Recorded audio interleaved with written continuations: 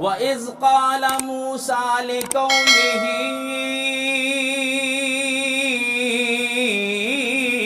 إِنَّ اللَّهَ يَأْمُرُكُمْ أَن تَذْبَحُوا بَقَرَةً۔ اے حبیب پیارے، یاد کیجئے اس زمانے کو جب حضرت موسیٰ علیہ السلام سے اپنی قوم نے ڈیمانڈ کی کہ اے موسیٰ ذرا ہمیں بتا کہ ہمارے چچا زاد بھائی کو کس نے قتل کیا ہے۔ ان اللہ یأمرکم ان تذبحوا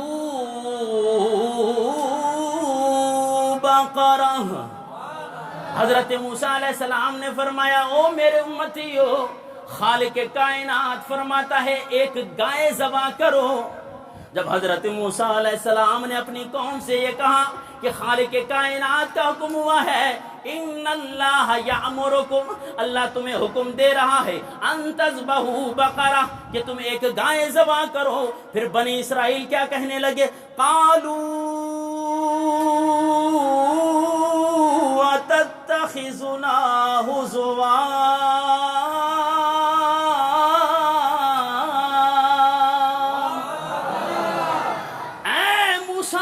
سلام، کیا تم ہم سے مذاق کرتے ہو؟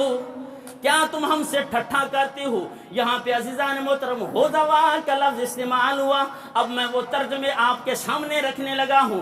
جناب جتنے بھی رائٹرز حضرات ہیں انہوں نے یہ ترجمہ کیا۔ کسی نے کہا کہ اللہ دل لگی کرتا ہے، کسی نے کہا اللہ مذاق کرتا ہے، کسی نے کہا اللہ مخول کرتا ہے۔ آئیے عزیزان محترم، یہ بنی اسرائیل حضرت موسیٰ علیہ السلام سے کہنے لگے کہ قالوا اتتخذنا ہزوا۔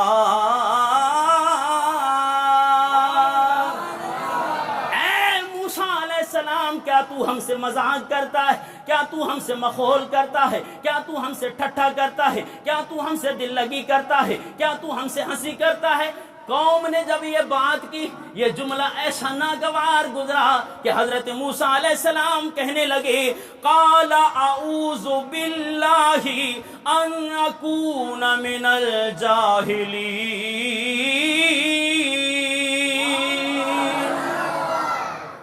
کہ موسیٰ علیہ السلام نے فرمایا میں پناہ مانگتا ہوں۔